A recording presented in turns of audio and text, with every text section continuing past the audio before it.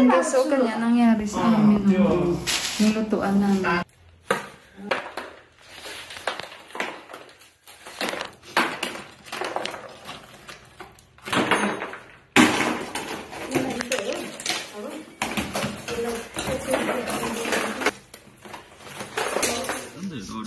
Hindi kami nang wala sa oras.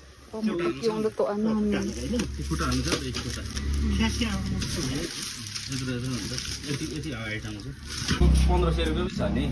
कति पैसा यसको चाहिँ सिम्पल किन्नुपर्छ क्या दाजु यस्तो सिम्पलै किन्नुपर्छ क्या हेर्नु न बाबु जोड दिनु मेरो त यो Yung binili namin talaga man ano yung chicken talaga. Yo 45 Dito naman kami ng call guys, bili kami ng manok. Iprituhin at gawing chicken curry. Dito kami banda sa area nila. Umangkas ako dyan kay Uncle guys, oh.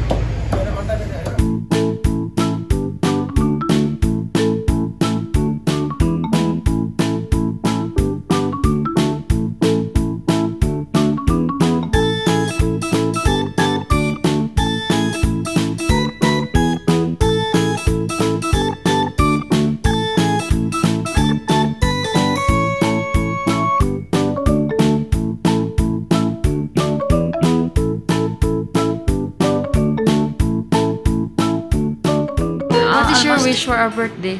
Huh? Today is our birthday. What is your wish? No, she's confused.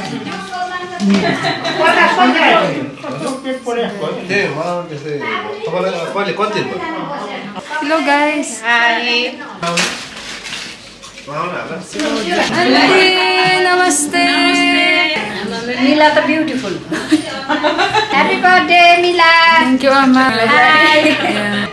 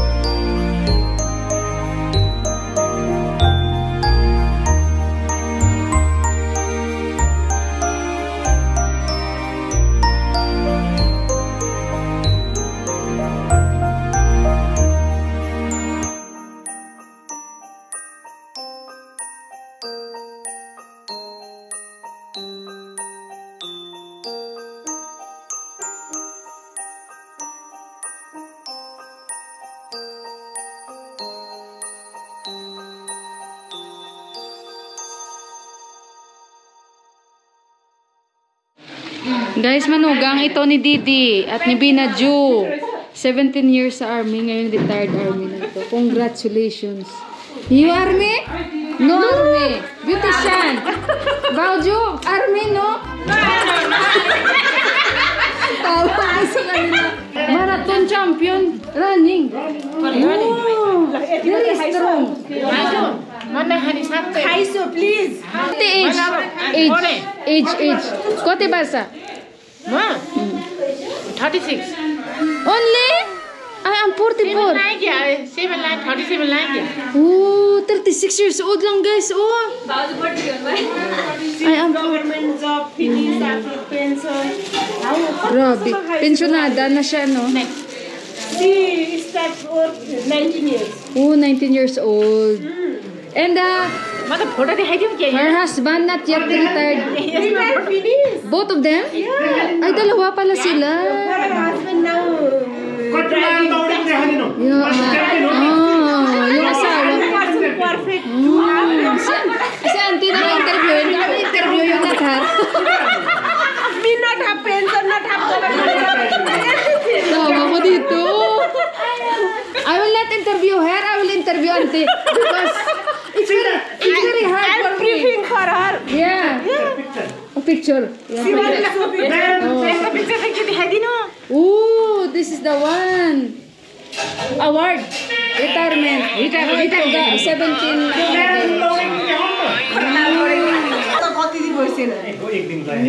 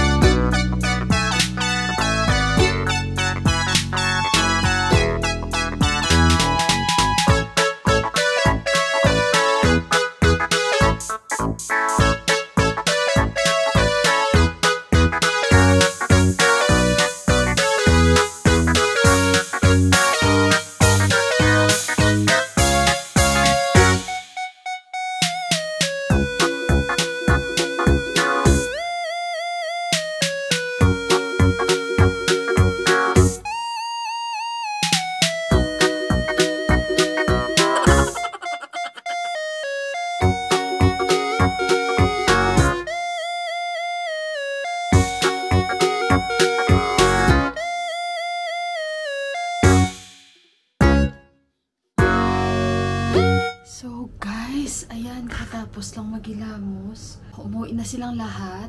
Sobrang sayang, sakit ng pangako guys. Yung bang tawa ka lang ng tawa, masakit pala yung panga mo, no? So, yung brother-in-law ko tulog na, si Deepak nasa baba, hindi ko alam baka kumakain. Si Ama, ayun, gising pa. Sabi ko ka Ama, bukas na tayo Ama maglinis. Sabi niya, oo. Pagod na rin si Ama. Guys, alam nyo ba, sa sobrang laki ng cake namin, 2 yung cake namin. So, 5 pounds yung in-order ko. Ang laki talaga nun, hindi ko rin expect. And ayun, para kasi sa akin, double celebration din para kay Johan, yung sa Bartaman niya. Yung nag-celebrate kami na pagbibinata ni Johan. And of course, sa birthday niya rin.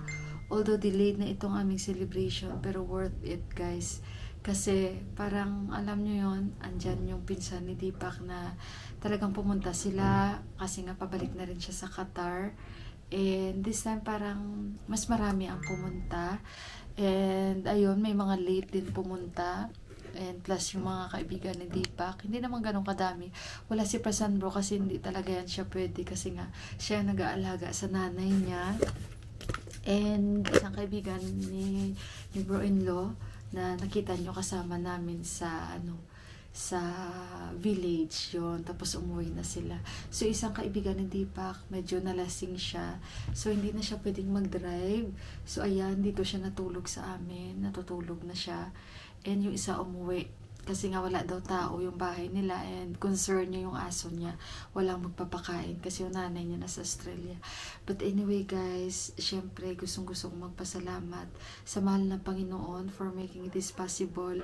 Pagod man pero worth it ang lahat-lahat. And of course, sa taong nag-share ng blessings nito sa amin, thank you so much Tita M sa birthday mo sa amin. And of course guys, gusto ko magpasalamat kay Ate Japan ko. Sa kanya po galing yung mga sinuot namin. So Ate Japan, nagpapasalamat talaga ako. And of course sa kanila ni Ama, ni Buwa, sa brother-in-law ko, kay Deepak. Hindi man ganun kabongga yung birthday namin. Hindi naman ganun kailangan na maging bongga, diba guys? Ang importante lahat, masaya lahat. So talagang naubos yung malaking cake. And sobrang nagulat sila na sobrang kalaking cake. Baka sa sunod double pa dyan. Mas maganda dahil mas okay na yung mas sobra. Talagang enjoy silang lahat sa cakes guys. May take away pa. Ayun, sobrang sakit ng pangako dahil sa kanilang sayaw-sayaw. Guys, sige lang kahit pagod ang lahat. Ito ang mga nakuha naming pera ni Johan. Ayan guys. So nabilang ko na ito kanina. Mga nasa total na nakuha ko is may get 20,000 ito. Ang nakuha ko guys. Kami niyan ni Johan ha. Pera namin ni Johan. Kasi hindi man uso na magbigay sila ng material na bagay. So nakadepende na yun sa kanila. Like kanina meron pa si Johan nakatanggap siya isa. Sa pinsan ni Deepak, hindi ko alam. Parang pang boxing yun. Na parang unan-unan. So, bihira ka dito makakatanggap ng material na regalo. Bihira. Mostly talaga pera ang makukuha mong regalo dito. O, diba? So, kaya, guys, and sa lahat ng mga nag-bless sa amin, to our family, Deri Taniba, to Tita M, thank you so much for the birthday cakes. And sobrang happy ako. So mag-good night na ako guys. And see you na lang sa next na vlogs natin. I love you all and God bless us all. Bye guys. Good night. Maraming salamat. That's the Jingle Bell Rock.